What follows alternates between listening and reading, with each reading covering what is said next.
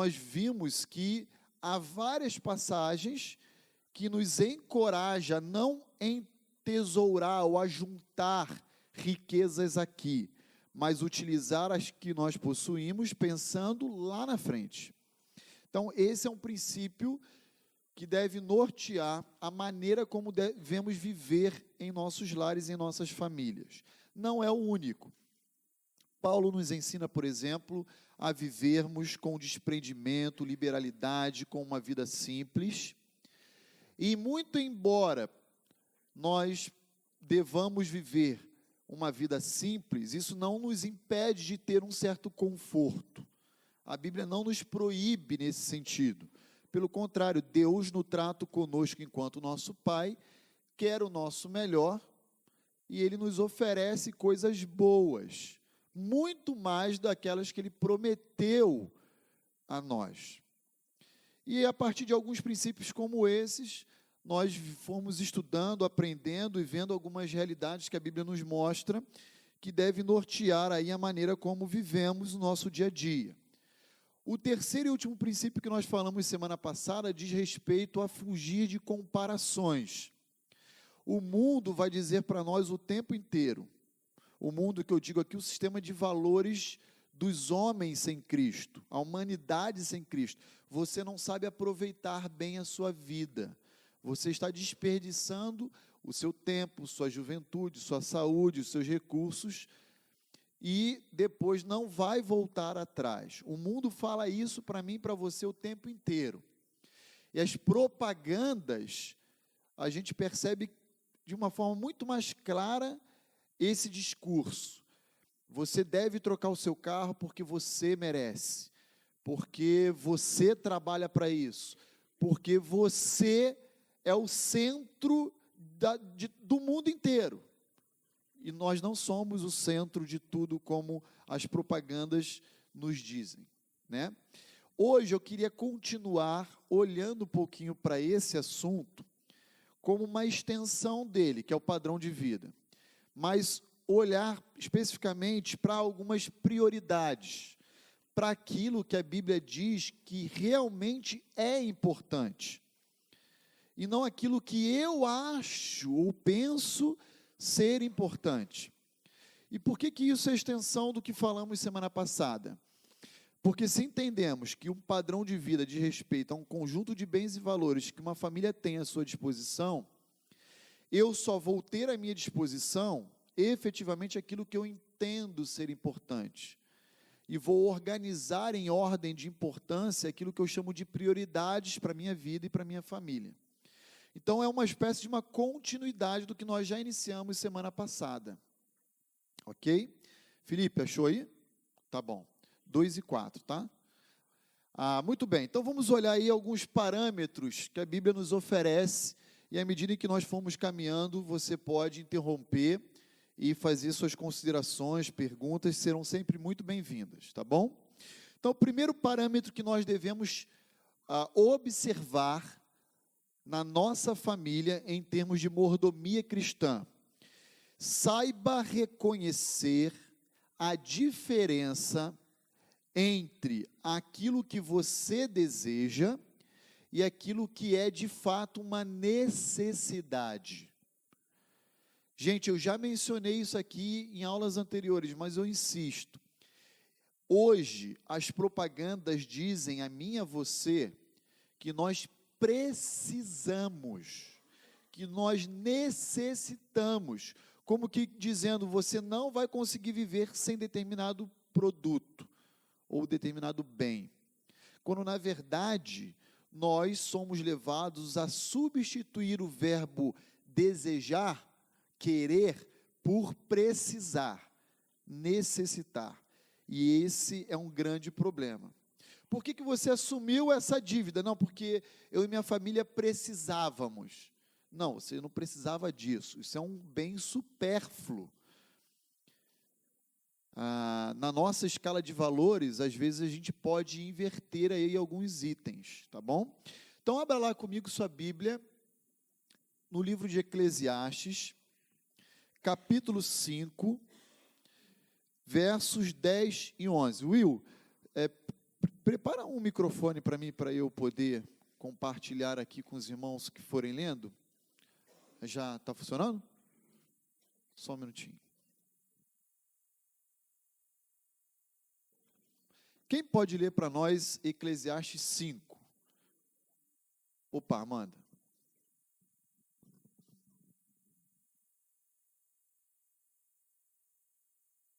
Quem ama o dinheiro, jamais dele se farta. E quem ama a abundância, nunca se farta da renda. Também isto é vaidade. Onde os bens se multiplicam, também se multiplicam os que deles comem.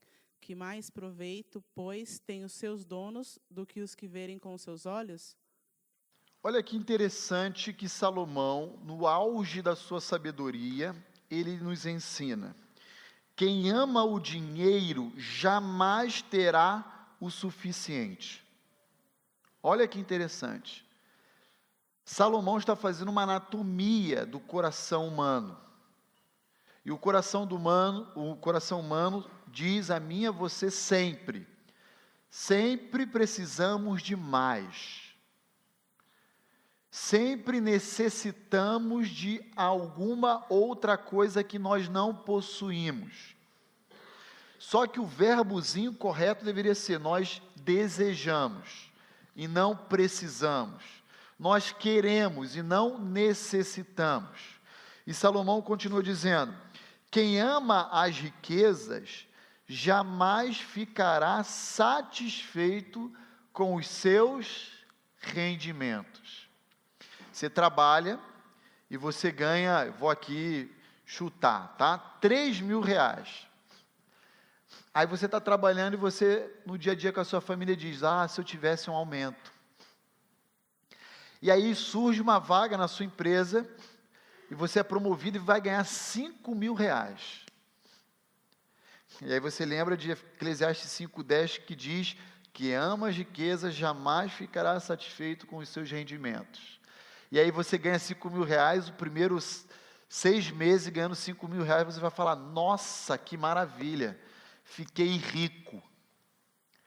Depois de um ano você vai falar: nossa, 5.000 é pouco. E aí você vai dizer o quê? Preciso de um aumento. E aí você vai ser promovido pelo plano de carreira lá na sua empresa, e você vai ganhar 8. Você vai abrir um sorriso de orelha a orelha e vai falar: yes! Agora eu estou rico. Dali a 6 meses, 8.000 é pouco. E você vai ganhar 15, vai dobrar, e você vai falar: agora sim, 15.000, estou feito. E dali a 3, 6 meses você vai falar: é pouco. Sabe por quê? Porque Salomão já havia dito, inspirado pelo Espírito de Deus, que quem ama o dinheiro jamais terá o suficiente. Ele sempre precisará de um pouco mais. E o verbo que o nosso coração diz a mim e a você é: eu preciso, e não eu desejo. Eu necessito, e não eu quero. E Salomão vai dizer: olha, deixa eu contar um segredo para você. Quanto mais você tiver, mais despesa você fará. Mais dívida você assumirá. Então, aprenda a viver feliz e contente com pouco. Essa é a verdade bíblica. Você até pode, digamos, com R$3.000 não ter uma internet, um TV a cabo, e aí com 5.000 você fala: agora eu posso contratar, cabe no orçamento. Mas aí daqui a pouco 5.000 não é suficiente, você vai ganhar 8 e você vai contratar e assumir outras despesas. Sua dívida só vai aumentando, de forma que lá no verso 11, Salomão vai dizer que, em outras palavras, o que você tem vai dar alegria apenas aos seus olhos, nunca ao seu coração, porque ele sempre estará insatisfeito, incompleto. Olha comigo um desenho que eu assisto com as minhas crianças lá em casa, só uma chamada do desenho, chamado Vegetais. Alguém conhece os vegetais aí? Tem um episódio sobre isso que nós estamos falando aqui hoje, chamado Madame Blueberry. Na verdade é blueberry, que é aquela frutinha, né? Mas olha aí comigo, joga lá, Filipão. Só a chamada do desenho. Isso. Do minuto 2:04 ao minuto 3:20.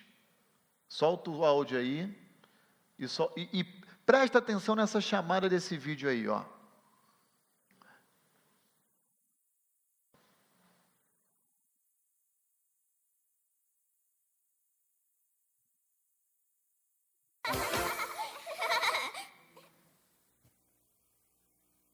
Oi, crianças, sou Bob o Tomate e com vocês o...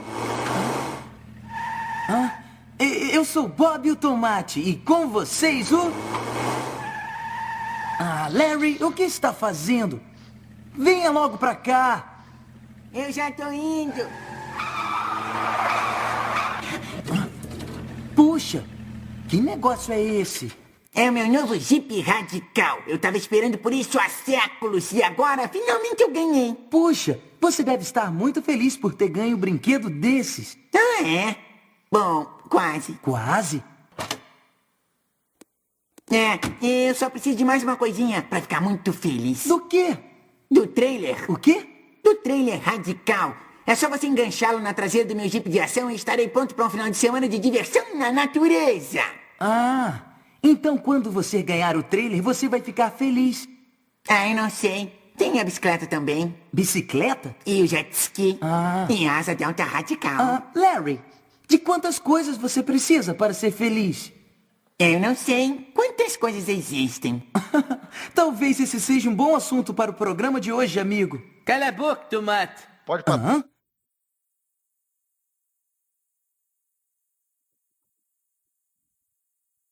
Aí chegam as ervilhas francesas lá no desenho. Mas você pode procurar depois em casa, eu só queria fazer essa chamada, porque tem a ver exatamente com a distinção entre desejo e necessidade, né? Quantas coisas você precisa, Larry? Larry é o pepino, né? Quantas coisas você precisa para ser feliz? Não sei. Quantas coisas existem no mundo? Ó, que interessante. Aí ele fala, muitas coisas, então eu acho que eu preciso também de um jet ski. Ele queria muito o carro que ele entrou ali no desenho. Mas agora que ele tem o carro, o que ele precisa? Do trailer para acoplar atrás do carro. E depois, você vai ser feliz, Larry? Não, ainda falta a bicicleta. Mas e depois que você tiver a bicicleta? Então, enfim, você ficará feliz? Não, ainda falta o jet ski, ainda falta não sei o que lá. Queridos, quem ama a riqueza, já dizia Salomão, quem ama o dinheiro jamais terá o suficiente. Prestem atenção nisso. A Bíblia está dizendo para mim e para você, numa anatomia do nosso coração, que a gente sempre será seres humanos, cobiçadores, insatisfeitos, desejosos de ter mais, sempre incompletos. E nessa busca por ter mais, nós invertemos o desejo, colocando como necessidade. Uma criança de 9, 10 anos chega na escola, como ela sempre foi todo dia para a escola, mas aí ela senta do lado de um colega que apareceu pela primeira vez com um celular em sala de aula. Ela chega em casa e ela sabe o que ela vai dizer para os pais? Pai, mãe, eu preciso de um celular. Por que você precisa? Se até esse momento você não tinha. Porque a minha amiga da escola, o meu colega, ele chegou hoje lá com a última versão do celular X, e eu também preciso ter. Quando minha filha era menorzinha, e a gente estava sentada vendo desenhos lá no Discovery Channel, Disney Channel e tal, a gente tinha propaganda e aparecia algumas bonecas das lojas aí vendendo. Uma delas é uma baratinha chamada Baby Alive. Eu quase tenho que vender um fígado para comprar aquela boneca. Porque a mais barata é R$ 300, é um negócio assim absurdo. E minha filha olhava, ela falava, papai, hoje não, graças a Deus, Jesus já entrou no coração dela, mas ela olhava para a propaganda, pergunte a Glaucia, ela dizia, eu preciso da Baby Alive. Aí depois ela se deparou com uma outra boneca que é muito mais michuruca, chamada LOL, que é desse tamanho, é R$ 100 a mais barata. Eu falo, filha, já foi o fígado, agora vai o rim do papai. E é assim. E ela diz, eu preciso de uma LOL rara, papai, a rara. Eu falo, que raro o quê? Se é rara, você não vai ter mesmo. Se já é difícil ter a comum, imagina a rara. Pela madrugada, mas eu sempre preciso ter algo mais. Mas vamos olhar outros textos aí. Mateus capítulo 13. Cadê o microfone? Está lá com a Amanda, né? O microfone está aí. Quem pode ler Mateus capítulo 13, verso 22? Quem pode ler para nós? Chegou lá. Mateus 13 é aquela famosa passagem da parábola do semeador, lembram? Então, a primeira semente cai à beira do caminho, vem as aves do céu e pegam ela da terra e comem. Então, ela não vai germinar. O segundo grupo de sementes são aqueles que são lançados em solo rochoso. Então, como a terra é muito seca e firme, não tem como crescer a raiz. E aí ela germina, vem o sol e queima. Aí vem o terceiro grupo, Mateus 13, 22. Lê para nós, o Carlos, por favor. O que foi semeado entre os espinhos é o que ouve a palavra. Porém os cuidados do mundo e a fascinação das riquezas sufocam a palavra e fica infrutífera. Olha só, o terceiro grupo de sementes é aquele que foi semeado entre espinhos e ao crescer é sufocado e morre, não chega a, de fato, permanecer, digamos assim. Agora, o que Jesus, explicando essa parábola, diz que são os espinhos? Aí vem a parte B do verso 22. Os cuidados do mundo e o que mais? A fascinação das riquezas. Irmãos, Jesus está dizendo aos seus discípulos que muitos homens são impedidos de verdadeiramente experimentarem um relacionamento com Deus, porque existe um obstáculo entre eles, chamado a cobiça, desejo por riquezas, vaidade, ostentação, que ele traduz como cuidados do mundo e fascinação pelas riquezas. 2 Timóteo, capítulo 4, verso 10, eu vou ler essa passagem aqui rapidinho, se você quiser anotar ou abrir aí, você pode ler comigo, mas Paulo vai falar sobre um companheiro de viagem, chamado Demas. E sabe o que Paulo vai dizer a respeito desse camarada? O seguinte, 2 Timóteo 4,10, porque Demas, tendo amado o presente século, me abandonou e se foi para Tessalônica. O que Paulo está dizendo a respeito de Demas? Que ele caiu no engodo da fascinação das riquezas. Ele caiu no engodo dos cuidados deste mundo. Ele deixou o seu coração ser levado por aquilo que é supérfluo.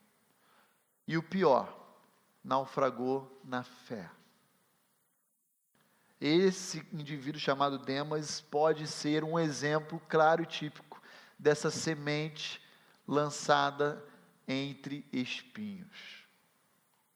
Queridos irmãos, precisamos ter cuidado, porque existem crentes sinceros que dizem assim: se Deus me der mais recursos, eu vou abençoar o reino. E aí Deus dá. E sabe quem passa a servir a quem? esse indivíduo que servia a Deus passa a servir aos seus próprios bens. E é levado pela fascinação das riquezas, pelo status social, pelos cuidados deste mundo, e acaba se enveredando num caminho semelhante a Demas. 1 Timóteo capítulo 6, vamos ler o verso 17 e 19. Nós lemos semana passada o início do capítulo 6.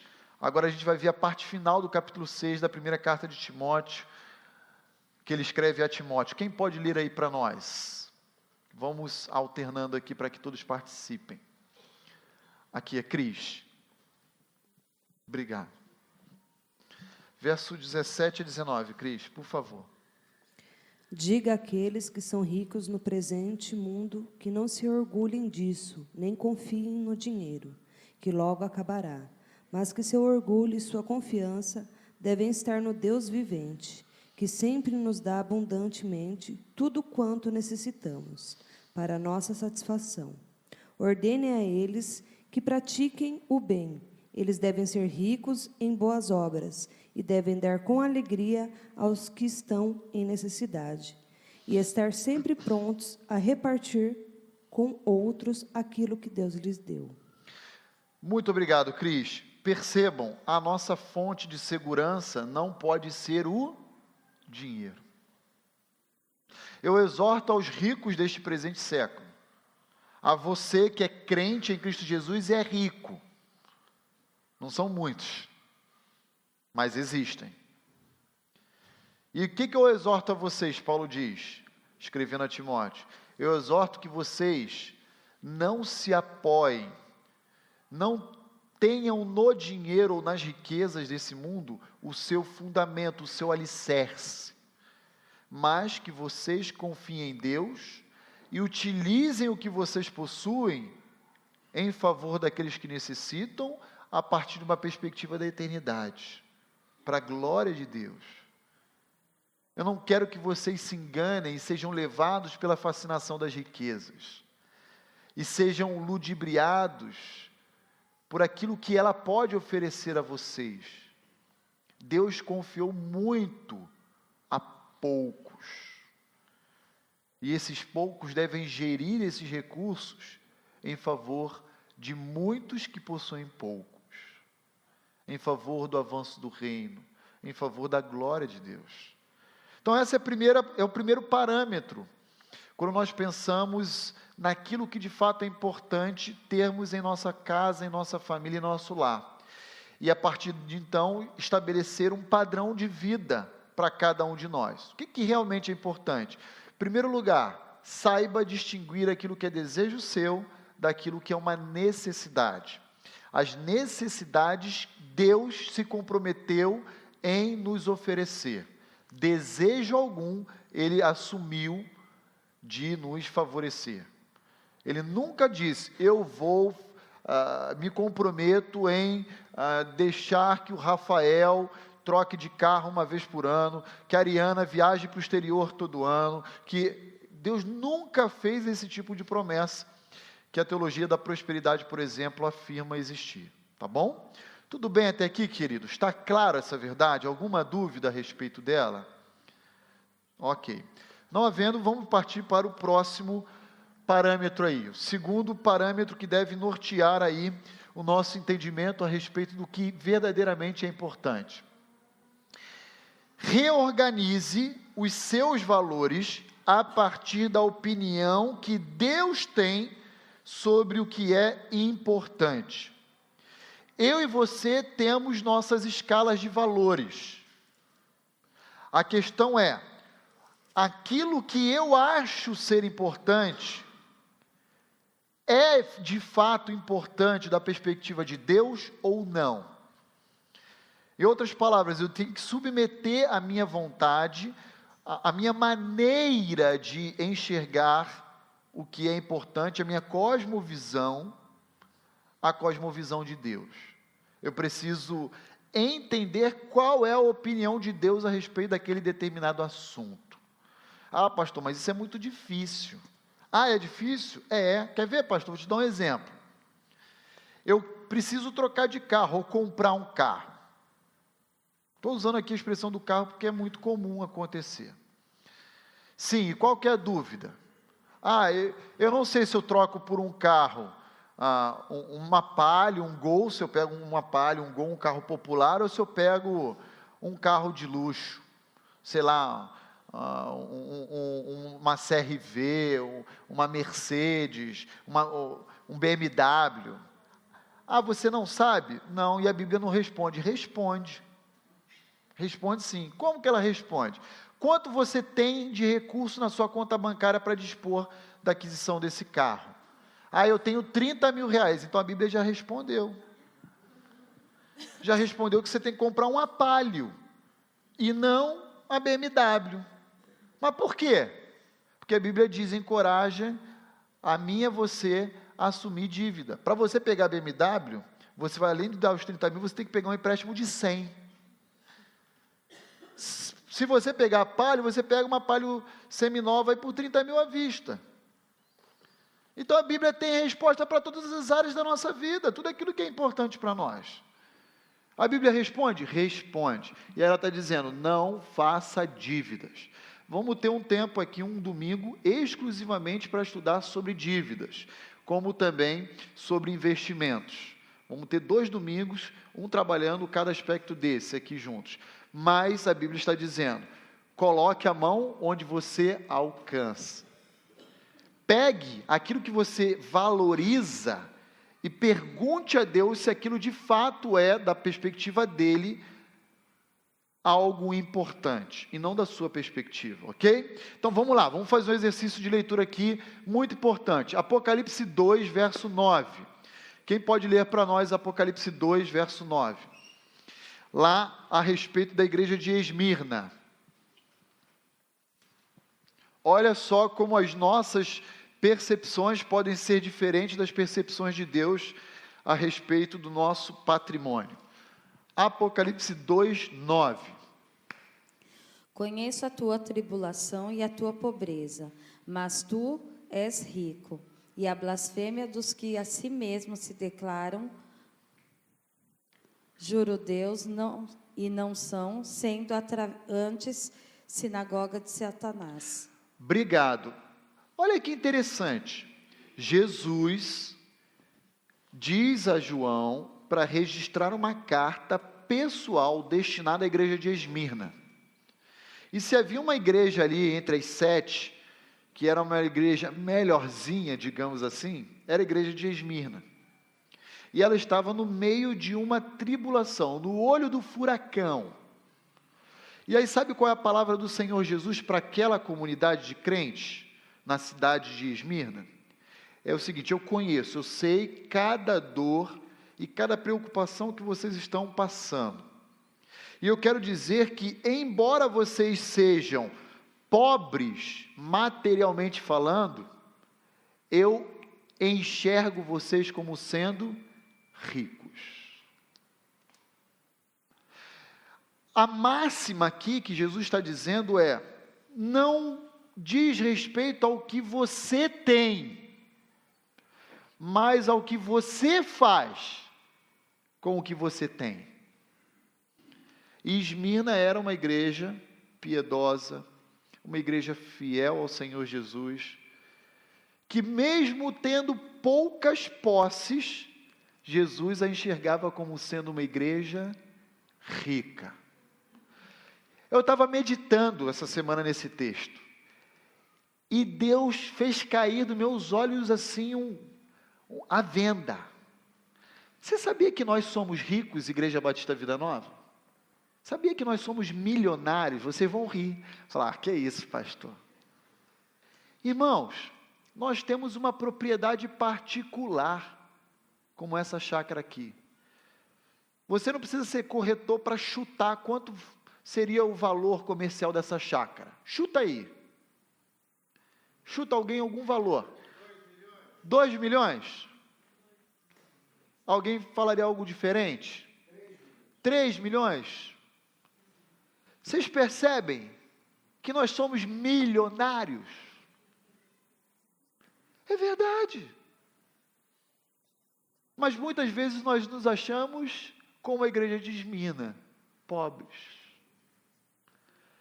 Irmãos, Deus já nos deu um patrimônio de 3 milhões. A partir de um grupo que era 1/3 do que a gente tem hoje em termos de membresia. Quem duvida que Ele vai nos dar muito mais para a glória dEle e para o bem-estar do seu povo? Sabe qual é a receita? Continuemos a ser fiéis. É isso que Deus quer de nós. Fidelidade. Fidelidade naquilo que Ele confiou a nós em termos de missão, da nossa identidade. Gente, temos uma chácara, 3 milhões. Às vezes eu recebo algum pastor de fora, ou temos uma conferência, as pessoas vêm aqui e falam assim: isso aqui é propriedade de vocês ou é alugado? Eu digo, é próprio. Uau! E as pessoas ficam com o olho grande gospel. Sabiam disso? E fala, que incrível a propriedade que vocês têm. Eu digo, Deus nos deu. E deixa eu dizer uma coisa a mais, as pessoas olham e falam, o quê? Deus falou que vai dar ainda muito mais a nós. E elas olham assim e falam assim, nossa, pastor. Você não quer me convidar para ser pastor aqui, não? Alguns dizem ainda, na cara de pau. É verdade, irmãos. Queridos, lembra da parábola em Lucas 16, do rico e do Lázaro? É uma parábola. Mas Lázaro tinha muito pouco, ou quase nada. E qual foi o destino dele? A abundância. E o rico, que tinha muitos bens, qual foi o destino dele? A escassez. Pai Abraão, desce só uma gotinha. Escassez. O que Deus nos ensina? Cristo Jesus nessa carta a Esmirna. Não se preocupe com o que vocês possuem. Se preocupem em utilizar corretamente aquilo que vocês possuem. Vocês podem ser pobres, mas diante de mim vocês são ricos. Apocalipse capítulo 3, verso 10. Agora, o oposto. A igreja de Laodiceia. Ai, gente, que igreja difícil. Lê para a gente, Alessandra, por favor. Porque obedeceu a minha ordem para perseverar. Eu o protegerei do grande tempo de provação que virá sobre todo o mundo para pôr à prova os habitantes da terra. Ah, não, errei. Não é 10, é 17. Desculpa, Alessandra, lê para mim o 3,17. Corrijam aí, irmãos. Eu botei 3,10, mas é 3,17. Você diz, sou rico e próspero, não preciso de coisa alguma. E não percebe que é infeliz, miserável, pobre, cego e está nu. Obrigado. Olha que inversão. Olha que ironia. Deus chega para Esmirna, uma igreja pobre, e diz, você é rico e abastado. Chega para os crentes de Laodiceia e ouve os crentes de Laodiceia bater no peito e dizer, nós somos abastados, ricos, e quer saber de uma coisa? Nós não precisamos do Senhor, não. E Cristo Jesus diz, como vocês são iludidos.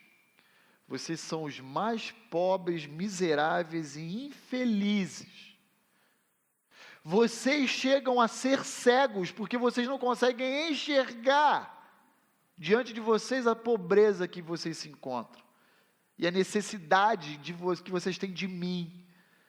Vocês estão praticamente nus, pelados.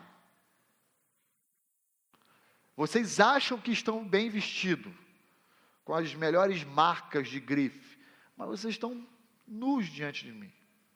E eu queria dizer a vocês, vocês são miseráveis. Irmãos, precisamos reorganizar aquilo que nós temos como uma escala de valor, não a partir do meu senso comum, mas a partir da avaliação de Deus a respeito de determinado bem. Eu devo adquirir determinado produto? Às vezes Deus vai até dizer que sim, a questão é agora ou um pouco mais para frente. Só que nós temos aí agora à nossa disposição bancos. E aí o banco fala assim, eu faço um empréstimo numa bagatela de 13,5% ao mês de juros. Está dado, ó. Fecha os olhos, só assinar aqui. E sabe o que a gente faz? A gente é estimulado pelo sistema desse mundo a antecipar a concretização de um desejo, não de uma necessidade. E aí a gente tem que estar disposto a pagar o preço por essa antecipação na bagatela de 13,5% ao mês, e se você atrasar, vai a 35%, e no segundo mês você já perdeu o seu carro, sua casa, e assim por diante. É assim. Precisamos reorganizar os nossos valores. Provérbios capítulo 30, versos 7 a 9, nós lemos semana passada, porque o nosso irmão Milton já tinha mencionado as palavras de Agur, a oração de Agur. Eu vou ler aqui com os irmãos, porque nunca é demais a gente recordar dessa passagem, mas lembre-se, precisamos desconstruir muito daquilo que nós temos como importante para o nosso lar e a nossa família, e reconstruir um novo sistema de valores da perspectiva de Deus. E olha aqui que Agur nos diz: 2 coisas eu te peço, Senhor, não me negues antes que eu morra. Afasta de mim a falsidade e a mentira. E a segunda coisa, não me dê nem a pobreza nem a riqueza. Me dá o pão que me for necessário. Não é desejo, é uma súplica por necessidade, aquilo que me é necessário. Para não suceder que, estando eu farto, rico, vem agir como a igreja de Laodiceia, né? Que ainda viria à existência no mundo séculos depois, dizendo, quem é o Senhor? Ou também não me dê coisa de menos, para que eu, empobrecido, venha furtar e profanar o teu nome, o nome de Deus. Então, Senhor, eu te peço que o Senhor me dê exatamente aquilo que eu necessito. Reorganize a escala de valores em sua vida. O que de fato é importante? Você tem lá a sua TV de tubo de imagem. Aí você fala, mas agora eu preciso da TV de LED. É errado, é pecado comprar uma TV de LED? Não.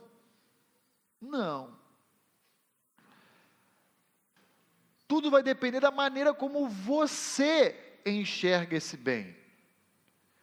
Agora, se você disser, eu preciso de uma TV de LED, tendo uma TV de tubo, perfeitamente, formando a imagem, funcionando direitinho, por que então eu preciso? Diga, eu desejo. E se couber no seu orçamento, troque, não é problema, não é pecado. Mas nunca diga que é necessário aquilo que é supérfluo. Porque quando agimos assim, nós invertemos a escala de valores, especialmente da perspectiva de Deus. Aí alguns não têm o recurso. Aí sabe o que essas pessoas fazem? Vão lá por um desejo pessoal, dizendo que é necessidade, vai lá e parcela. Por uma simples bagatela se for à vista eu te dou um desconto. Mentira.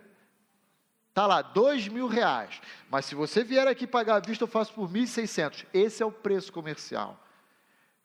Ele bota 2.000 de tabela, e aí quando vai parcelar, chega a 2.500, 3.000. Então é tudo jogo de comércio. E aí muitas vezes a gente faz o quê? Nós caímos no discurso do mercado. Precisamos, como segundo parâmetro, para estabelecer as nossas prioridades e saber o que realmente é importante, é perguntar a Deus aquilo que Ele acha ser importante, não o que eu acho ser importante. Terceiro e último parâmetro, que eu gostaria de compartilhar com os irmãos hoje. Lembre-se de que isso aqui é muito importante vocês terem em mente, nós podemos sim possuir muitos dos nossos desejos realizados. Não é necessariamente pecado ter conforto, ter aquilo que a gente deseja, mas isso não é um compromisso de Deus. Essa não é uma realidade necessária. Deus, por ser o nosso Pai, ser gracioso, Ele nos oferece muito mais do que nós necessitamos. Mas, se em algum momento você tiver um desejo que ainda não foi atendido por Deus, dando a você os recursos que você precisa para obter esse seu desejo, não culpe a Deus ou responsabilize por isso, porque Deus nunca assumiu esse compromisso conosco. Saia desses discursos de que você é cabeça, não é cauda, que você é o filho do rei, de que Ele é o dono do ouro e da prata, portanto você é príncipe regente do seu reino, essas coisas todas aí que o pessoal fala, né? Não é nada, você não é o centro do mundo, não é o centro das atenções, não é nada. Sai do palco, desce, né, do palanque. Olha lá, Salmo 35, verso 27. Cadê o microfone? Tá onde? Tá por aqui? Roberval, leia para nós, por favor. Salmo 35, 27. Cantem de júbilo e se alegrem os que têm prazer na minha retidão. E digam sempre, glorificado seja o Senhor, que se compraz na prosperidade do seu servo. Gente, o salmista está aqui tendo um estouro de alegria. E aí, sabe o que ele diz? Ele convida a comunidade de Israel, quando ele diz, e digam sempre, o quê? Glorificado seja o Senhor, que se compraz, que se alegra, que tem prazer no quê? Na prosperidade do seu servo. Um jovem estudou o ano inteiro, fez cursinho e chegou no dia do Enem, no dia da FUVEST, ele vai lá e faz a prova e passa. E aí ele chega radiante na igreja e fala, louvem a Deus comigo, glorifique o nome do Senhor, que se alegra em abençoar e dar o sucesso, a prosperidade ao seu servo. Ou aquele irmão que foi promovido na sua empresa. Querido, eu quero dizer que Deus, como Pai, se alegra no nosso bem-estar. Agora, essa não é uma relação necessária. Nós é que precisamos nos alegrar nele, quando não temos tudo aquilo que desejamos. A questão não está no coração de Deus, se alegrar em ver o nosso sucesso. A questão está no nosso coração, em querer se alegrar quando nós não temos aquilo que nós desejamos. Glorificado seja o Senhor, que se compraz na prosperidade do seu servo.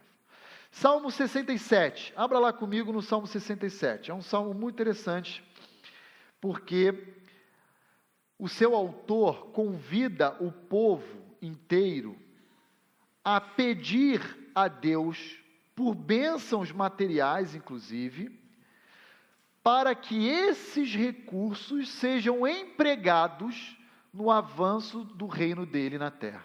Olha só que interessante. Salmo 67, vou ler o verso 1 e 2 apenas, depois eu pulo para o 6 e 7. Olha lá. Seja Deus gracioso. Para com quem? Para conosco, o seu povo. E nos abençoe.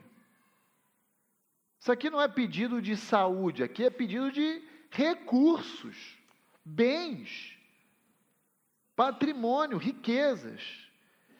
E faça resplandecer sobre nós o seu rosto, com qual finalidade? Para que se conheça na terra o seu caminho e em todas as nações a sua salvação. O pedido do salmista nesse cântico é: Senhor, nos dê recursos, para que esses recursos sejam utilizados para o avanço do teu reino, para que nós, como teu povo, possamos espalhar as boas novas da tua salvação entre todas as nações. E aí o verso 5 diz: louvem-te os povos, ó Deus. E agora o salmista está convidando os gentios, os povos que são alcançados pelos recursos que Deus confiou a Israel. Louvem-te todos os povos. A terra deu o seu fruto, e Deus, o nosso Deus, nos abençoa. E aí ele encerra o cântico dele dizendo, mais uma vez: abençoe-nos, Senhor. E todos os confins da terra o temerão. O pedido do salmista nesse cântico não é um pedido egoísta, não. É um pedido com zelo, motivado por um zelo de querer tornar Deus conhecido em toda a terra. Senhor, nos abençoe, dando os recursos para que o teu nome seja conhecido e a tua salvação seja estendida entre todos os povos, entre todas as nações, e esses povos, essas nações venham a ti em louvor e adoração. Agora, qual tem sido a nossa súplica? Senhor, me dá uma casa maior. Volto a dizer, não há nada de errado nisso. Não há nada de errado. Desde que você entenda que não é uma relação necessária. Senhor, me dá aí um prêmio, uma promoção. E aí Deus te fala: dou, meu filho. Eu tenho prazer nessas coisas. Mas por que você quer isso? Porque eu quero ter mais conforto. E aí Deus fala: meu filho, talvez você ainda não tenha entendido que eu não sou contra o seu conforto, mas a sua maior preocupação deveria ser no avanço do meu reino na face da terra. Eu não sou contra você ter o privilégio de ser membro de um clube, ter uma casa própria, ter um carro do ano. Eu me alegro em ver essas coisas com você, mas pare de pensar só em você e passe a pensar também, antes de tudo, no meu reino, que essas coisas virão como expressão da minha bondade. Irmão João, por favor. Vê se tem relação, pastor. Eu me lembrei de um determinado trecho das Escrituras que diz assim, que quando nós insistimos num determinado pedido diante de Deus, de uma coisa que não necessitamos, e insistimos nesse pedido, o Senhor, às vezes, acaba concedendo, mas isso para nosso prejuízo. Tem relação? Com certeza. A carta de Tiago, vai dizer que muitas das nossas orações normalmente não são atendidas ou respondidas porque nós pedimos mal, para o desfrute do nosso próprio prazer, inclusive. Então a gente percebe que todos nós, somos muito egocêntricos, né? Deus, como Pai, muitas vezes não nos dá para não fomentar essa ganância, esse egoísmo, essa vaidade. Mas outras vezes Ele até concede.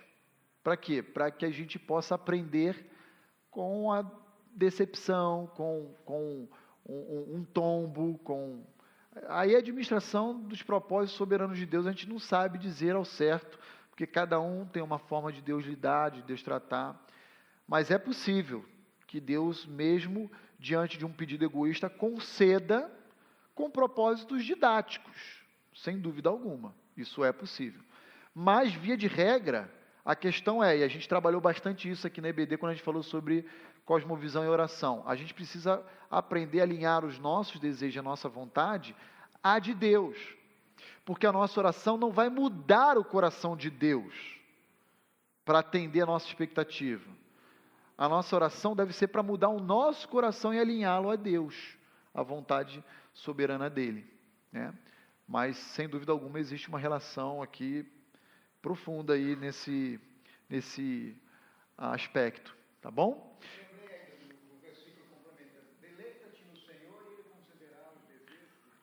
Esse é o Salmo 34. Vamos lá, mas aí tem um outro sentido aí no Salmo 34. Já que o irmão levantou esse texto, eu quero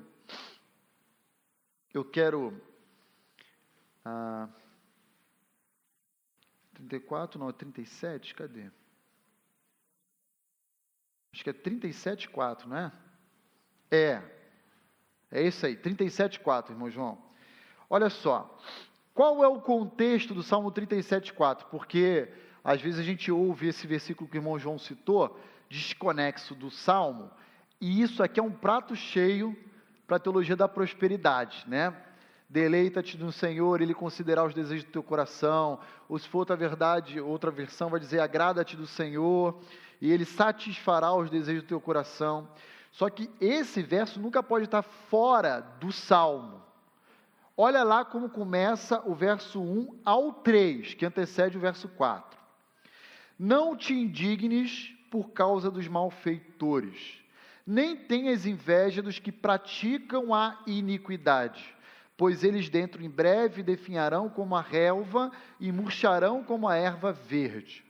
O contexto onde chega o verso 4 e dizer, se alegre em Deus, Ele vai satisfazer o desejo do seu coração, é o seguinte: existia uma insatisfação no coração do salmista ao olhar para os ímpios e ver a prosperidade deles. E às vezes ser levado, inclusive, a querer praticar as mesmas iniquidades que os ímpios praticavam, ou os malfeitores, ou assim por diante. E aí o salmista diz, inspirado por Deus, o seguinte: não faça como eles. Olhe para Deus e se agrade de Deus, que Ele vai satisfazer o desejo do teu coração. E qual é o desejo do coração do salmista? Ver a justiça sobre os malfeitores, ok? Ver a punição pelo pecado daqueles que estão se levando vantagem nessa vida. Então, Deus há de julgar os malfeitores. Se agrade de Deus, que Ele é justo e reto, e Ele vai conceder os desejos do teu coração. É nesse sentido. Está claro, queridos? Porque senão, se nós pegarmos o verso 4, isoladamente do verso 1 e 2, que é o contexto onde ele é escrito, nós podemos cair no discurso que a teologia da prosperidade nos oferece. Se você se agradar de Deus, for alguém satisfeito nele, Ele vai te dar tudo aquilo que você deseja. Está errado. O desejo do salmista é ver a punição dos malfeitores, que estão sempre levando vantagem em vida, igual os políticos aqui do Brasil. E, no final de tudo, parece que se dá bem. Essa é a ideia que o salmista nos ensina. Pois não, irmão João? Estou tentando encontrar aqui um trecho da primeira epístola de João, que dá um reforço nesse trecho de Salmos, né? Que se nós orarmos segundo a vontade de Deus, aí sim ele vai atender. Segundo a vontade de Deus, sim. Segundo a vontade de Deus. Perfeito. Aí a nossa vontade, ela está submissa à vontade do Pai, e aí, claro, a gente está alinhado, claro que Deus vai conceder e responder as nossas orações. Mas perfeita a consideração. Está claro, queridos irmãos? Irmã Leia, deixa eu pegar o microfone aqui. Irmã Leia, mas entenderam o Salmo 37,4? Importantíssimo a gente lembrar desse texto, para a gente não usar ele fora do seu contexto. Eu sempre entendi que bênção é mais abrangente do que só alguma coisa material. Então, para mim, uma saúde boa, harmonia em família, outras coisas, o conhecimento, o discernimento, são bênçãos que a gente também recebe do Senhor. O Senhor vinculou o versículo 1 do Salmo 67 a bens materiais apenas. Eu estou errada na minha compreensão? Não. Quando eu vinculei os bens materiais à bênção, como a irmã bem falou, a bênção é algo mais abrangente. E aqui no Salmo 67, pela maneira como ele foi escrito, com vistas a expandir o nome de Deus entre os povos, eu estou colocando e ressaltando dentro dessa bênção o aspecto material. Como, por exemplo, o verso 6, a terra deu o seu fruto. Então, nós podemos ser um povo que, por meio do alimento, acolha os outros povos ao nosso redor, suprindo suas necessidades e apresentando a Deus a eles. Então, o que eu estou dizendo, e a irmã está correta no seu entendimento, corretíssima, em entender que bênção diz respeito à saúde, a bens também, e a outros recursos, digamos assim. O que eu estou utilizando no Salmo 67 é destacando o valor das bênçãos materiais. Não estou dizendo que são somente bênçãos materiais. Entendeu? Então, saúde está dentro de bênção de Deus. Mas aqui no Salmo 67, eu estou enfatizando dentro desse pedido de bênção de Deus ao povo, o aspecto material, para ser utilizado esse aspecto material, esse recurso, para a expansão do nome de Deus entre os povos. É isso que eu estou enfatizando. Não estou dizendo que é apenas e tão somente bens materiais. Tá bom? Tá claro? Tudo bem? Muito bem. Então vamos lá para a 3 João. 3 João só tem um capítulo, a carta de 3 João. E eu queria ler os versos 1 e 2 com você.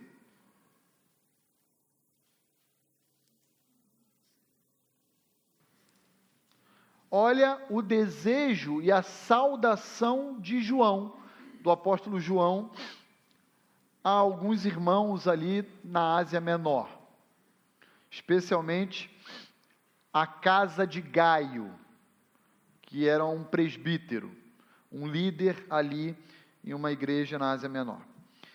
O presbítero ao amado Gaio, a quem eu amo na verdade. Amado, acima de tudo, eu faço votos pela tua prosperidade e também saúde aí, irmã Leia.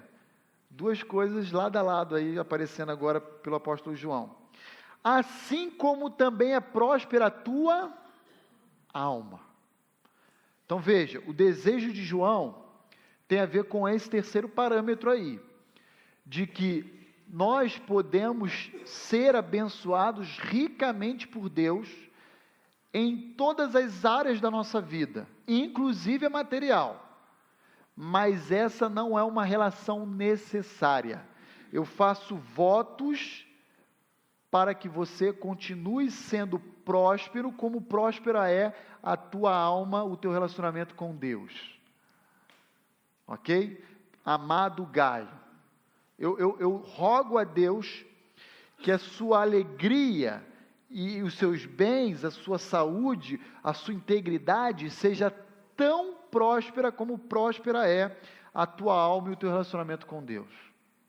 Eu rogo a Deus por você em todas essas coisas.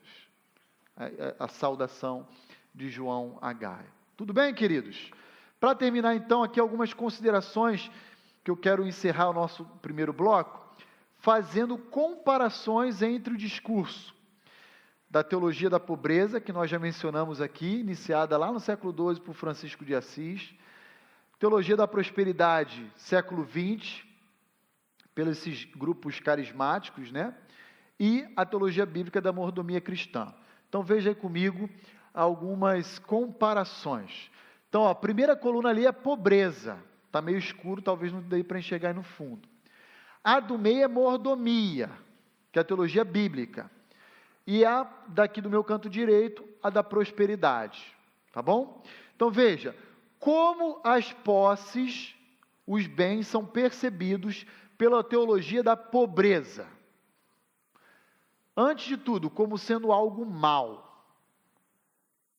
Ter pertences, bens, na perspectiva da pobreza, é sinônimo de pecado. Luxúria, vaidade, ostentação, é uma relação necessária no entendimento da pobreza. Ok? E na prosperidade, adivinha? É um direito. É um direito, eu sou filho do rei. Sou cabeça, não sou cauda. Eu piso na cabeça da serpente, e assim vai. eu reivindico, eu determino. Satanás não tem mais direito sobre a minha herança e coisas do gênero. Então, ele é percebido como sendo direito. E as escrituras sagradas, a mordomia cristã, como entende as posses, os bens? Com responsabilidade, fidelidade. Lembra? O que importa é que o dispenseiro seja encontrado de forma fiel. Então, as posses devem ser utilizadas de maneira responsável. Ok?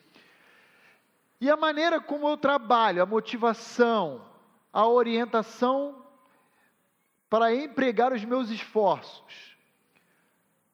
A pobreza vai dizer, para a minha própria satisfação. Satisfação dos meus desejos, das minhas necessidades. A prosperidade, para eu me tornar cada vez mais rico. Quanto você precisa? Sempre de mais um pouco. Sempre preciso de mais um pouco.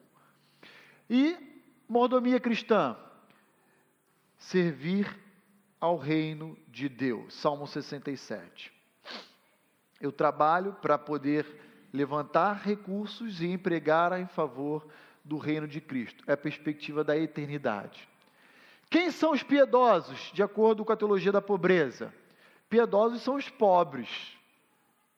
Todo pobre, miserável, mendicante é piedoso, é sinônimo na teologia da pobreza. E na teologia da prosperidade, piedosos são os ricos. Você quer ver um termômetro da sua piedade com Deus, do seu relacionamento? Quanto você tem na conta bancária? Qual é a sua declaração de imposto de renda? Se você é rico, você é um homem piedoso. E na perspectiva da teologia bíblica, fidelidade. O quanto você é fiel, independente de quanto você possui. É a sua fidelidade a Deus. Eu oferto a maneira como eu contribuo, a orientação, a motivação, por necessidade. Porque se eu acumular, eu deixo de ser piedoso. Então eu tenho que dar, eu tenho que me desprender dessas coisas. E na prosperidade, eu dou para receber. Em dobro, em triplo, com um fim próprio, de um luxo, de um conforto. É o melhor investimento, né? E na mordomia cristã, eu contribuo como expressão da minha gratidão, do meu amor, da minha devoção a Deus. E por último, não menos importante, como eu realizo os meus gastos, as minhas despesas. Na teologia da pobreza, isso é indiferente. Na prosperidade, por ostentação. Eu tenho que ter um helicóptero. Se eu for lá na corrente dos empresários, lá na IURD, você vai ver ele falando, e quanto você cresceu de patrimônio esse ano? X. E quantos jatinhos, helicópteros você possui? É assim. Ostentação. Irmãos, seria engraçado se não fosse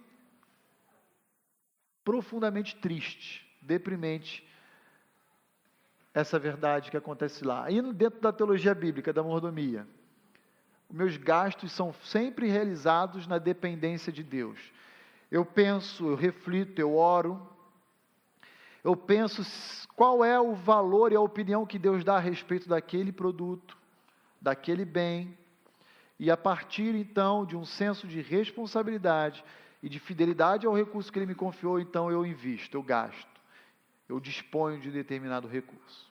Ok, queridos? Amém? Alguma dúvida? Alguma contribuição? Alguma consideração a ser feita? Não havendo, então, nós vamos fazer um breve intervalo, 15 minutinhos, 10h25 a gente volta aqui, tá bom? Muito bem, todo mundo me ouve aí? Dá para ouvir no fundo aí? Tranquilo? Tá dando microfonia, Will? Um pouquinho, né? Quer trocar? Bom, vamos lá, pessoal. Vamos continuar nossa aula. Semana passada a gente falou sobre essa parte prática. Não conecta aí nada? Tranquilo. A gente fez a situação financeira patrimonial, lembra? Você fez lá um levantamento dos seus ativos, dos seus bens, e do outro lado, das dívidas, obrigações. Então, hoje nós vamos continuar esse trabalho de fazer um mapeamento de como que você está, de colher um pouquinho mais de informações para poder construir o que a gente chama de um orçamento familiar, certo? Então, você vai receber aí 3 folhinhas.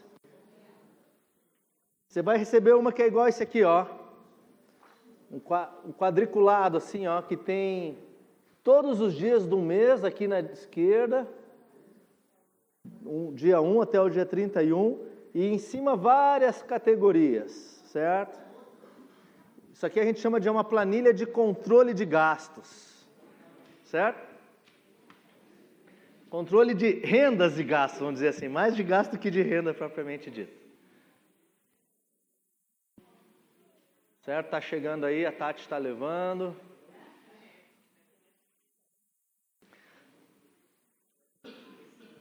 Bom, qual é o propósito dessa planilhinha? Então, não precisa olhar na planilha que está na sua mão agora, olha aqui comigo, olha aqui para mim, para eu ter atenção de você, para ter certeza que você está acompanhando a aula.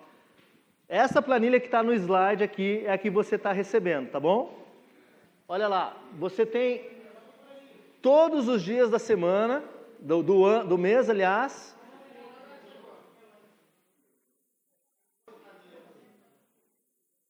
Tranquilo aí, gente?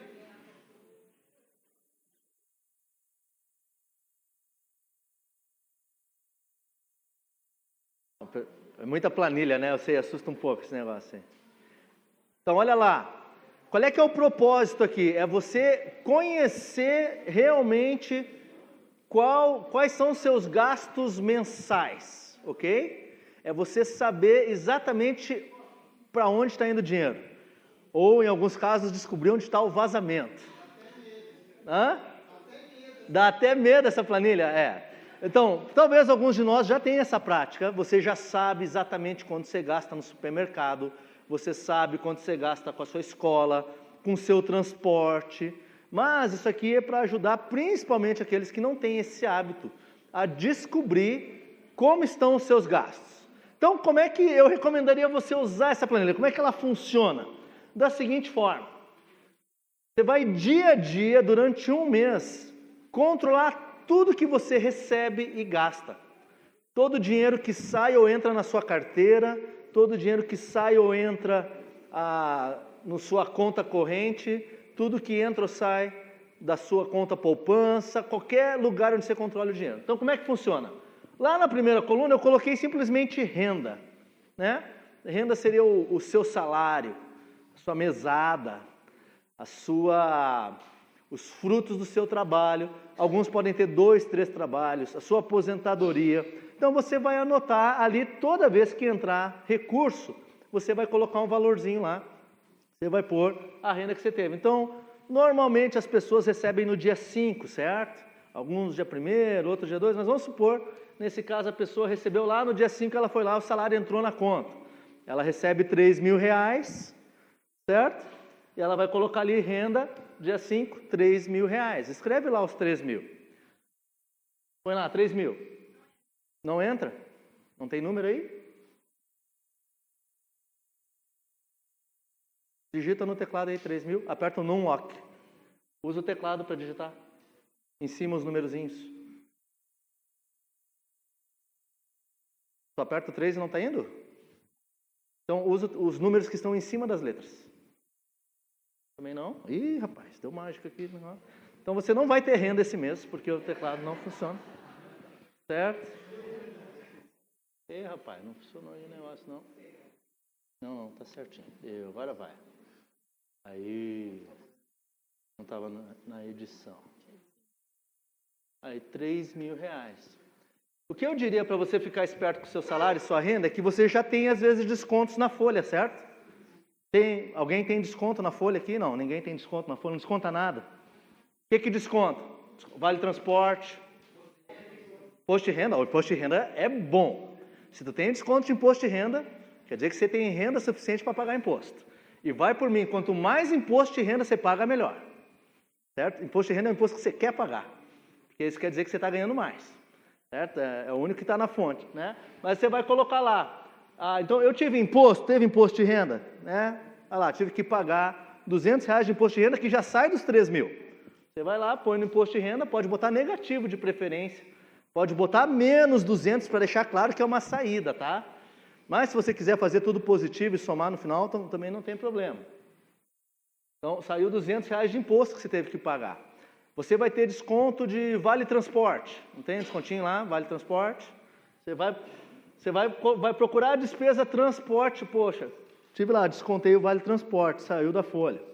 Né? Então, porque o que acontece? O teu salário líquido é menor do que os 3 mil, correto? Não entrou 3 mil na sua conta corrente. Você tem uma renda de 3 mil, esse dinheiro, você já pagou algumas despesas na folha de pagamento, alguns aqui. Então lá, transporte, descontou R$45 do vale transporte que você recebe da empresa. Ok? Aí, as outras colunas você vai controlar o dia a dia da sua vida.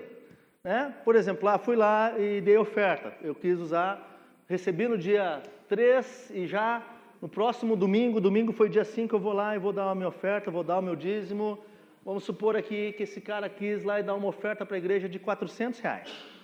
É uma oferta, você às vezes não pensa nisso como uma despesa, mas é uma saída do seu fluxo de caixa, é uma saída do dinheiro, né, que está indo para a igreja. Você vai colocar lá, dei uma oferta de 400 para a igreja. Você paga aluguel, você tem que pagar todo o aluguel todo mês, né? Pô, estou pagando R$600 de aluguel. Você pode pegar a coluna moradia e o teu boleto venceu no dia 10. No dia 10 você foi lá e pagou? Vai lá no dia 10, preenche, moradia, R$600 que eu paguei meu aluguel. Aí desceu mais um pouquinho, chegou no dia 15 e você recebeu lá o adiantamento, né? Quinzenal, uma parcelinha. Vai lá de novo em renda. Põe lá, olha, entrou mais 1.500. Né? Bom, 1.500 mais 3 mil, o negócio já, 4.500 já. Pá, já é benção já, né?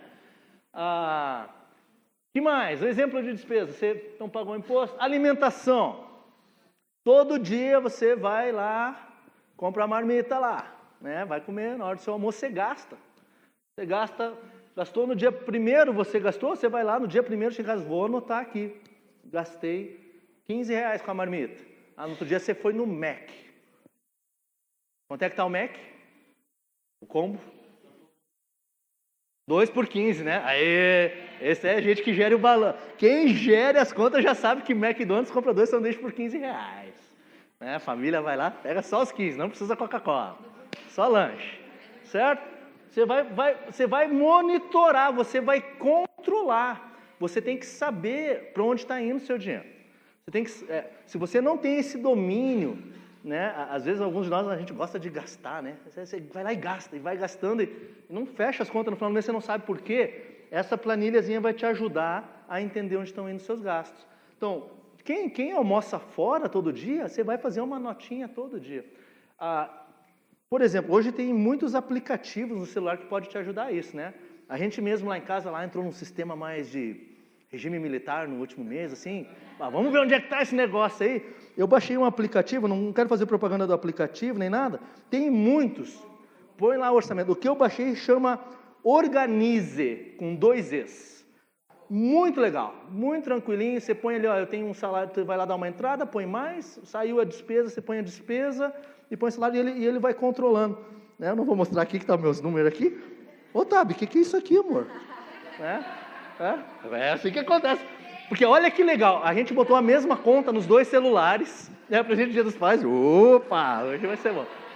O que acontece? Nós dois, a gente botou a mesma conta. Então ela vai lá com as crianças, come um pastelzinho, ela põe, daqui uns minutos depois aparece lá para mim. Então a família está controlando aqui. A gente sabe todo o nosso gasto, né? Alguns vão gostar mais desse negócio, né, Leandro? Assim, controlar direitinho onde é que está indo esse negócio aí, né? A gente brinca que às vezes dá até para saber onde a esposa está pelo celular, né?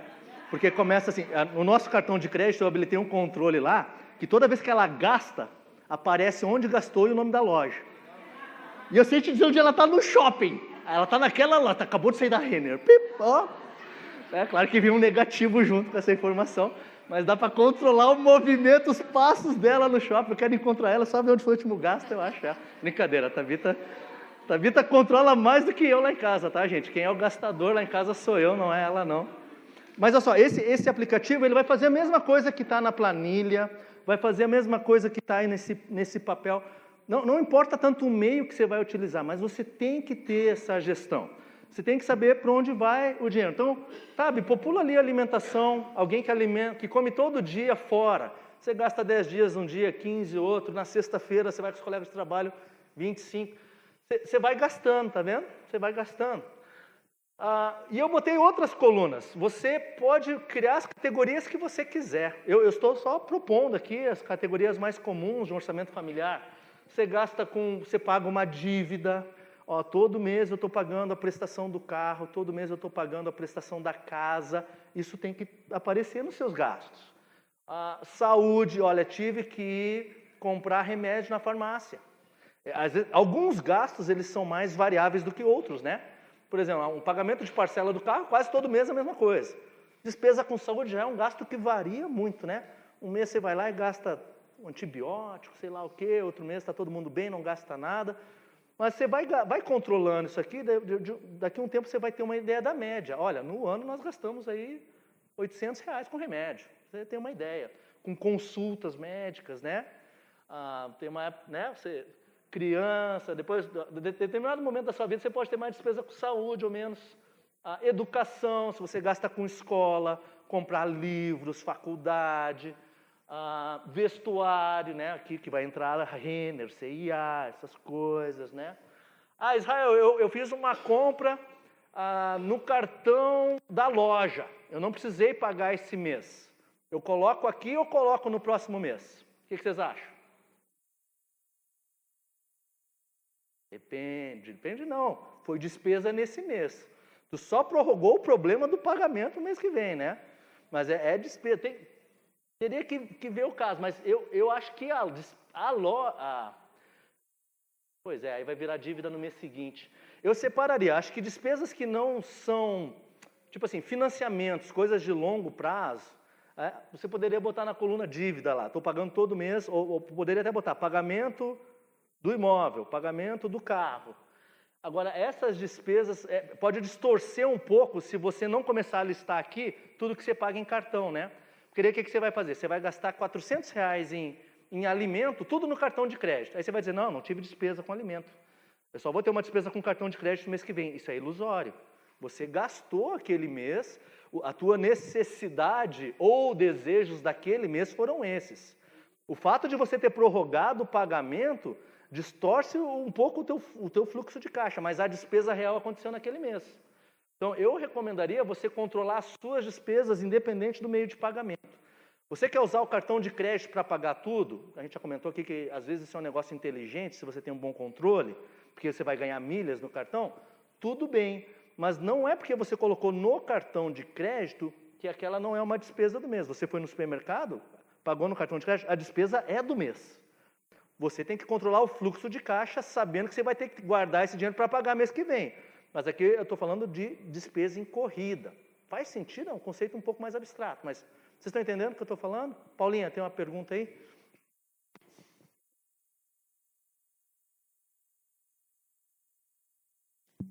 Eu estou com uma dúvida no sentido de o vale alimentação. Não, a alimentação. A gente também tem que ter um controle nisso, tipo, ou junta também com o nosso salário? Isso, vale alimentação é legal, ele é uma renda, né? Você ganha R$1.500 no mês e você ganha mais R$400 no vale alimentação, né?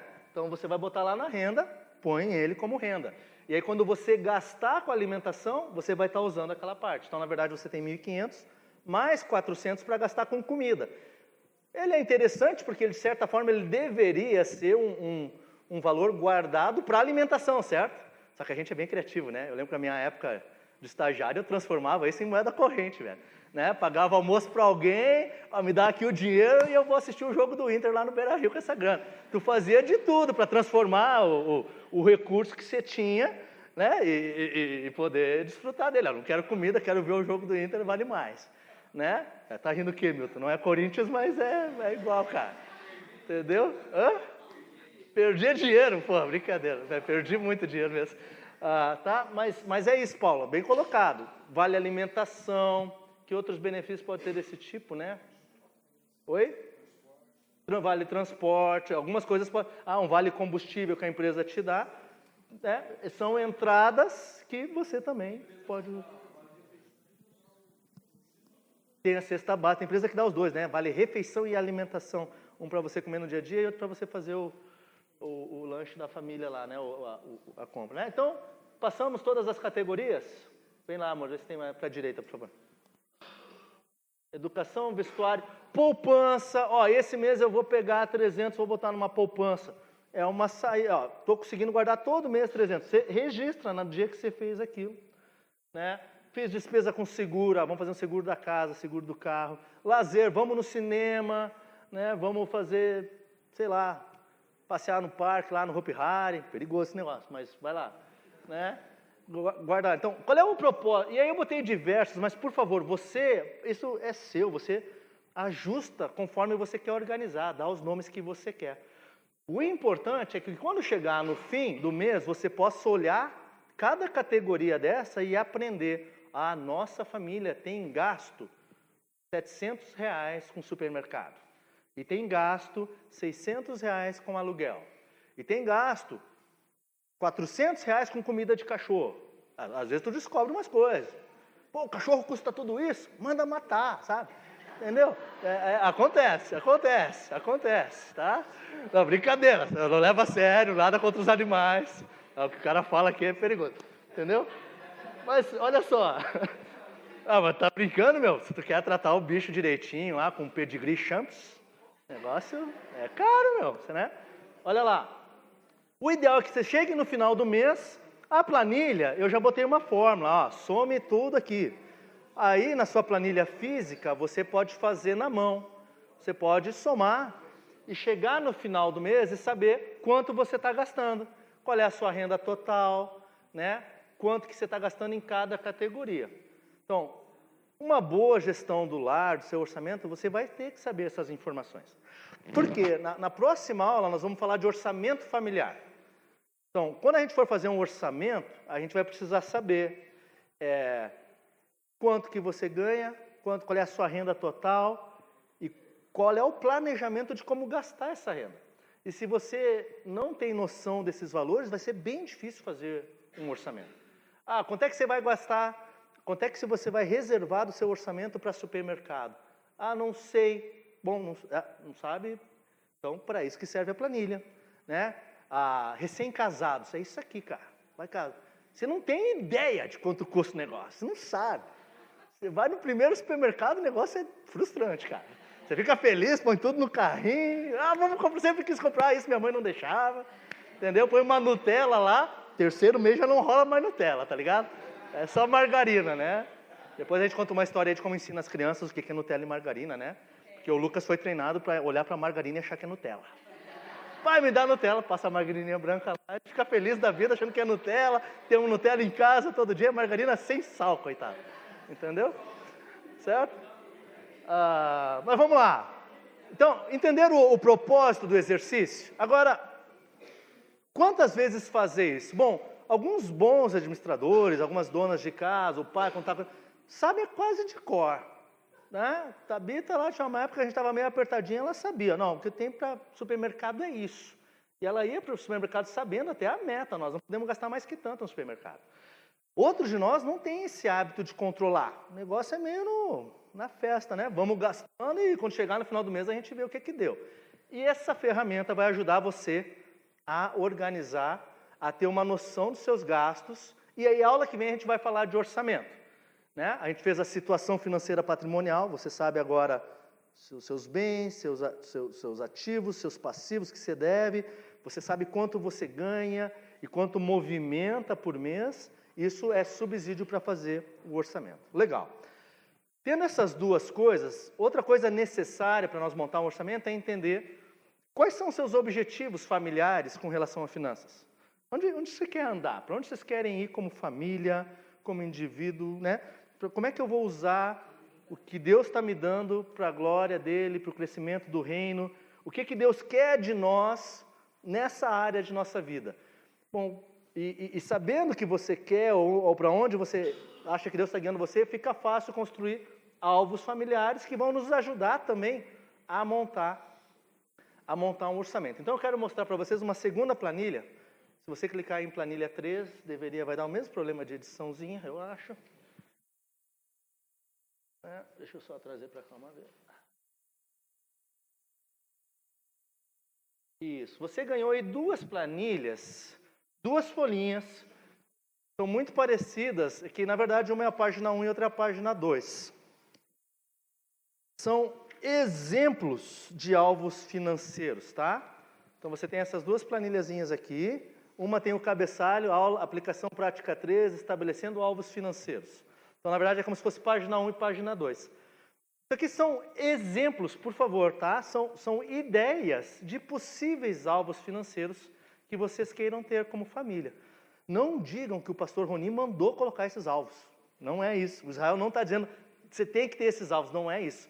São possíveis ideias para você pensar a respeito de quais seriam alvos financeiros, alvos, né, objetivos, desejos, o que a gente quer alcançar nessa área da nossa vida. Então vamos começar lá. Eu estou dando, por exemplo, comecei ali com alvos de contribuição. Aliás, esse material aqui, para quem já fez, ele é retirado do curso do Crown, que é um ministério exclusivo para finanças, né, educação financeira bíblica. Então aqui muita coisa, praticamente tudo vem de lá, esse conteúdo aqui, tá? Alvos de contribuição, por exemplo, você pode colocar um alvo, como família, olha, Deus tem colocado no nosso coração ofertar ao menos tanto da minha renda, um valor fixo, um percentual, né? É um exemplo de alvo. Gostaríamos de ofertar no mínimo 10% da nossa renda para a obra. Você pode botar lá um percentualzinho.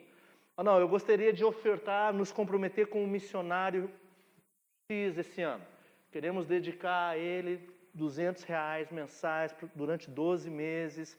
São exemplos de alvos. Eu chamaria de alvos de contribuição. Objetivos de contribuição que você possa querer ter. Né? Fruto de tudo que você tem aprendido, fruto de sua gratidão a Deus, você pode estabelecer esses alvos.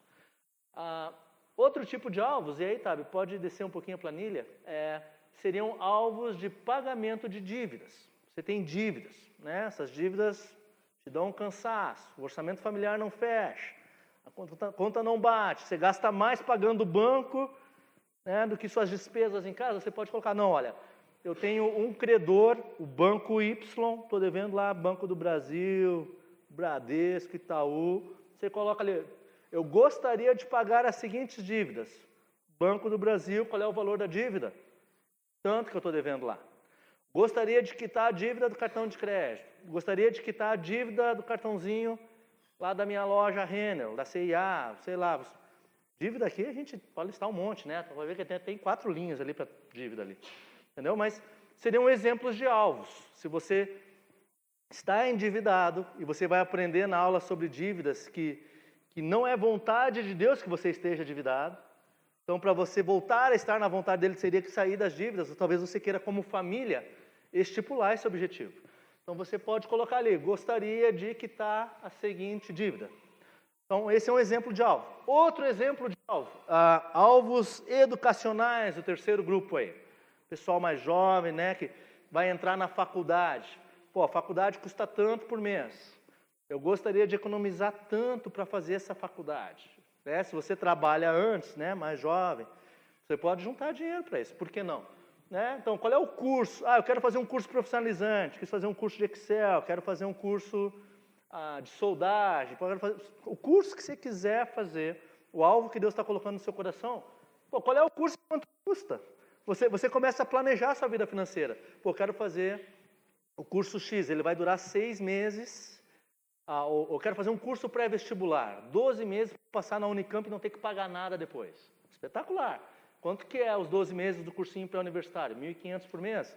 Vezes 12, por aí vai. R$18 mil no ano. Põe lá, gostaria de fazer um cursinho universitário, 18 mil por ano. São alvos.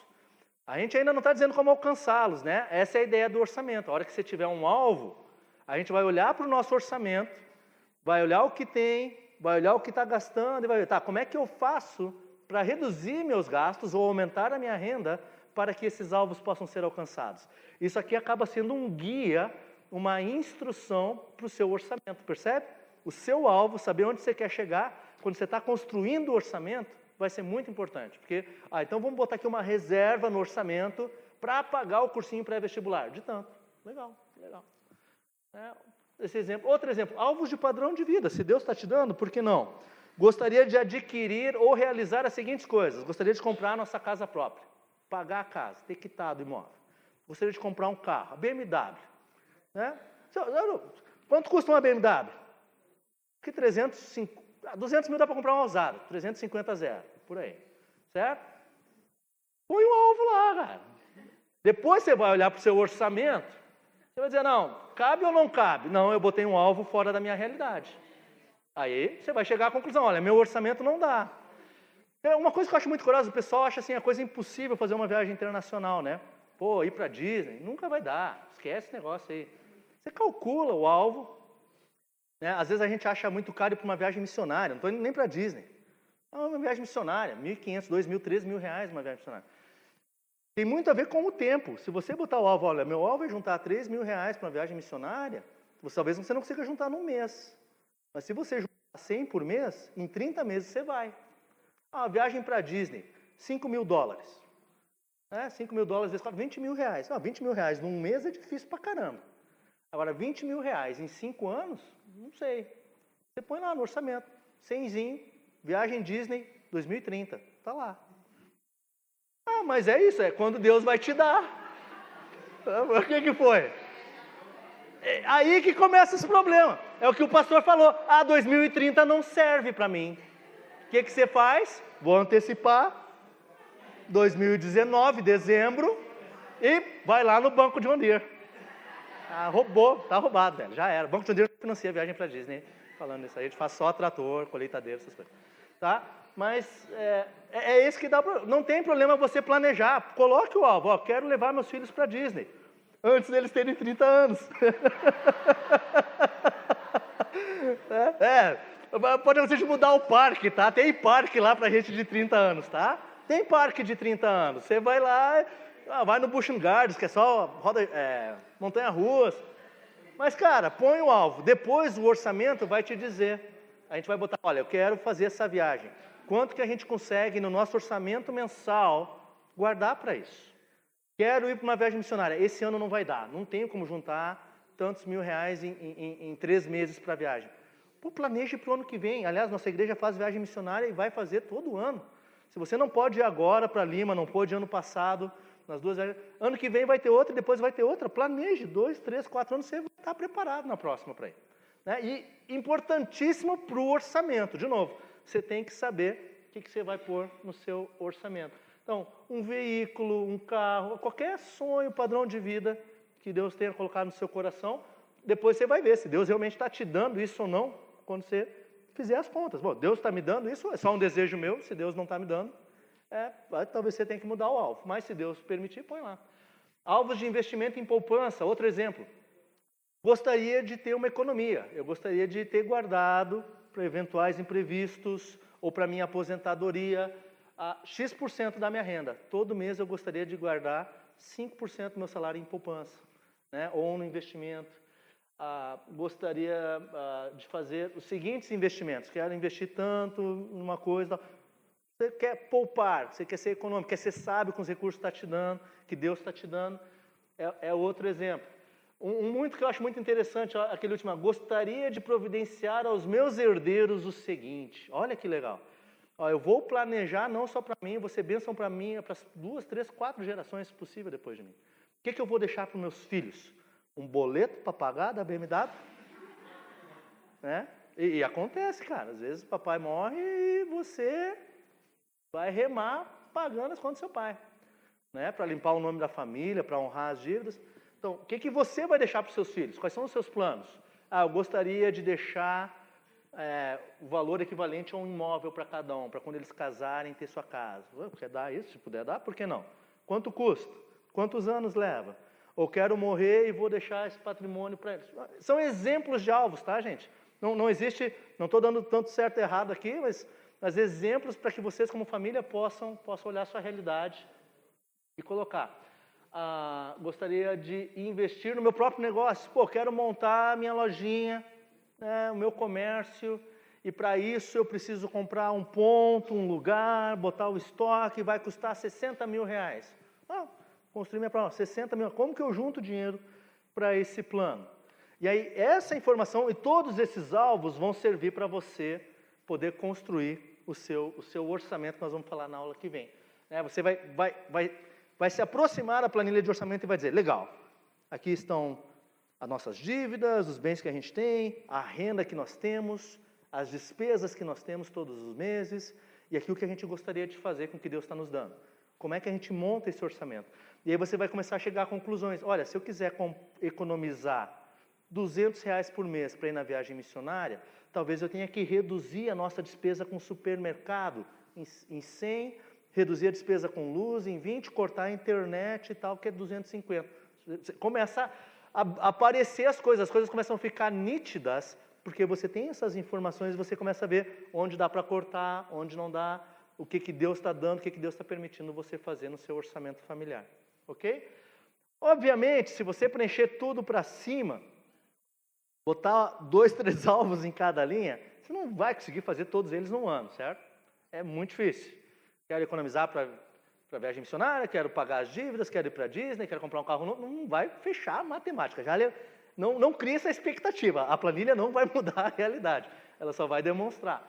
Para que serve a última parte, então? Para você chegar à conclusão de todos esses alvos que nós listamos, quais são as prioridades? A gente acabou de falar de prioridades na aula, né? Quais são as prioridades do ponto de vista de Deus? O que Deus quer da gente em primeiro lugar?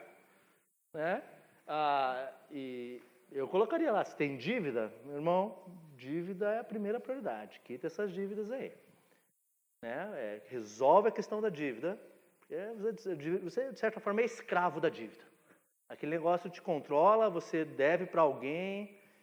Eu colocaria em primeiro lugar essas. Mas também a questão da contribuição, eu acho que a gratidão a Deus também tem que estar ali. Se você ainda não tem esse hábito de adorar a Deus dessa forma, a gente vai falar ainda mais sobre isso, também sobre contribuições, sobre dívidas, mas pense nessas coisas e aí você pode listar as suas prioridades. Bom, o que dá para fazer nesse primeiro ano? E aí essa informação a gente leva para lá. Acho legal ali que o pessoal do Crown propõe essa questão de você também, quando colocar essas prioridades, identificar o que é a sua parte e o que é a parte de Deus nesse negócio.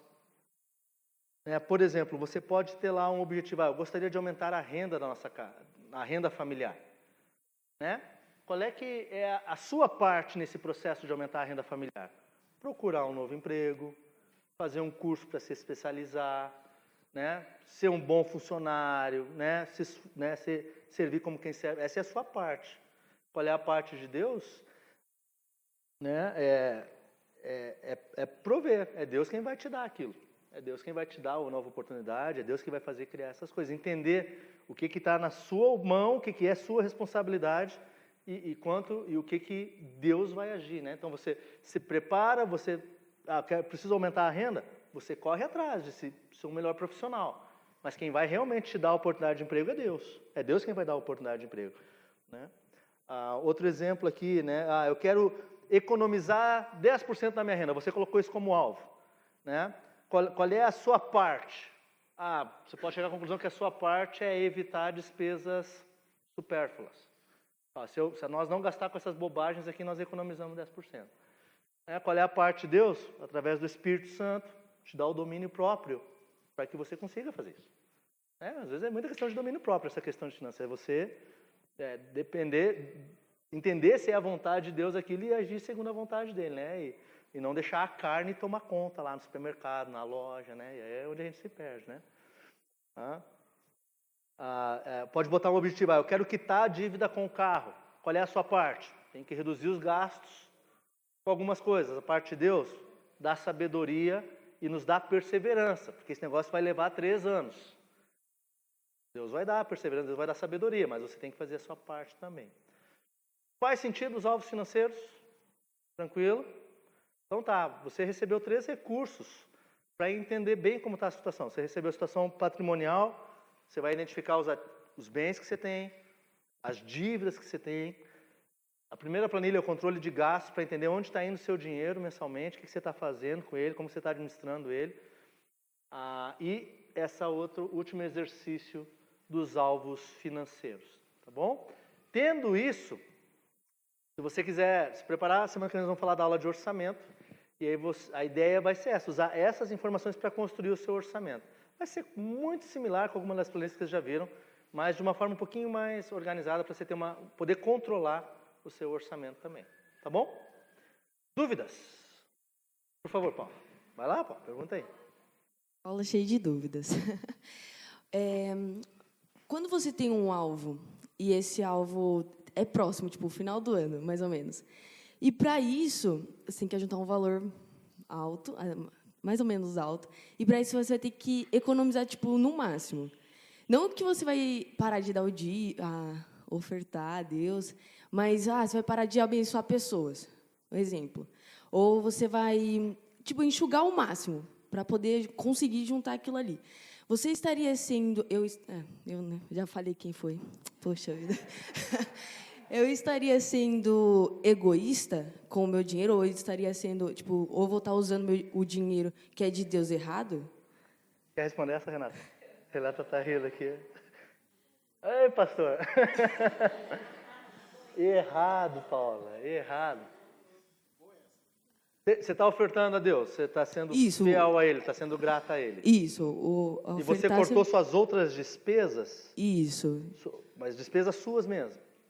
Minhas e também, tipo, ajudar alguém, tipo, se abençoar uma assim, pessoa. Vem lá um irmão teu todo mês e pede dinheiro emprestado para ti para pagar as contas dele. E aí você todo mês está dando e bancando ele, e agora você diz, não, esse mês eu não vou te dar porque eu vou guardar para um objetivo meu. Mais ou menos. Acho que tem casos e casos aí.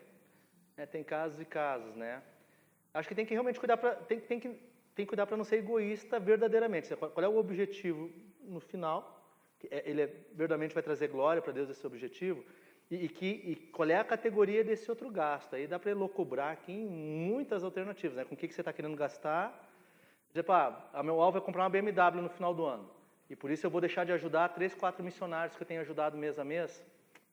Com esse caso, eu acho que eu estou pisando na bola. Porque, para a glória de Deus, eu acho que os missionários vão ter um efeito eterno muito maior. O trabalho dos missionários que a minha BMW. Eu acho que tem que olhar caso a caso, né? Para que você está guardando e que tipo de ajuda que é. Às vezes a gente tem essa situação de que tu está ajudando alguém, mas é porque aquela pessoa está sendo irresponsável. Eu não estou guardando para mim, porque todo mês eu estou tendo que ir lá e resolver o problema de alguém que não está administrando os recursos que tem, está gastando em loja, está gastando as coisas. E, na verdade, tu até ajudaria essa pessoa, dizendo para esse mês você vai ter que se virar, meu irmão, não vou poder te ajudar. Eu tenho todo o prazer de te ajudar, mas se você está em desobediência a Deus, fazendo algo errado, e eu tenho que ficar sanando o seu problema, porque você é indisciplinado, eu não chamaria isso de egoísmo. Acho que, na verdade, até você vai estar amando essa pessoa se tu sentar com ela e dizer, deixa eu te falar aqui da graça de Deus e como que você tem que usar os seus recursos para que você não fique dependente de outros. Eu acho que tem N situações. Acho que estou dando 2 exemplos aqui. Eu acho que não seria errado dizer não. Pastor, se quiser corrigir, mas eu acho que nesse caso, né, depende do que você quer dizer por ajudar alguém. Né? O que é esse ajudar? É resolver pepino de alguém que não foi bom administrador? Acho que você é gracioso ao fazer isso, mas você não tem obrigação de fazer isso, logo não seria pecado. Por aí, pastor Rony? Né? Você não é obrigado, biblicamente, a pagar as contas das outras pessoas. Então não é pecado deixar de pagar, é graça. Não, bota aqui, Deus me deu, vai lá e resolve o teu problema, meu irmão. Deus te abençoe. Né? Faça isso. Agora, você criar essa dependência de todo... E eu sei que acontece em muitos casos isso, né? Você que é organizado, você que tem... Você vira o arrimo para resolver a vida de muita gente, assim, que é indisciplinada, gente que não quer saber de glorificar a Deus com o que tem, gasta como quer, se mete em rolo, e aí depende de outro para resolver. Eu acho que nesse caso, Paulo, não seria errado, tá? Não seria errado. Ajudei? Boa pergunta. Apertadinho, mas complicado. Mas, gente, temos aí mais 2 minutinhos, por favor. Dia dos Pais aí, vamos acabar rapidinho, mas pergunte aí, que dúvidas? Não mais?